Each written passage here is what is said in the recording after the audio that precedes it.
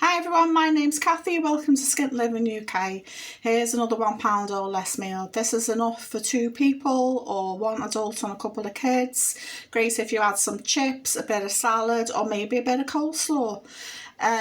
This is chicken enchiladas. They're made with tortillas. I've used wholemeal tortillas and they're 8 for £1 in Asda, Aldi and Home Bargains. I've used 4 and each one I've used 2 slices of ready cooked chicken.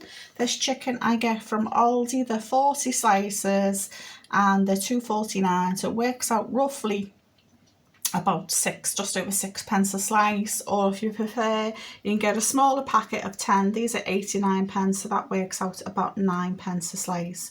Also in each tortilla I've added some pepper, sweet pepper. These are mixed peppers from Aldi. They cost £1.65. You usually get about 7 in a packet, 7 in a packet, so they work out about 23 pence each. So I've sliced it all up into pieces, a whole pepper, and divided it amongst each tortilla, so there's 4 tortillas here in total. Then I've folded them up, put them in an oven-proof dish, and then I've made some sauce. What's the sauce made of? It's made of Pasata. Pasata is just pureed tomatoes, so you could use tin chopped tomatoes instead. These are 55 pence in Aldi, Home and Bargains. I think they're a little bit dearer in Asda. And I've used some smoked paprika. This paprika comes from Aldi and it's currently 65 pence for a tub, so a big sprinkle of that. So I've put that in a bowl, the Pasata and the smoked paprika in a bowl, and then if you want to, you can add a bit of cumin as well to make it a bit more spicy.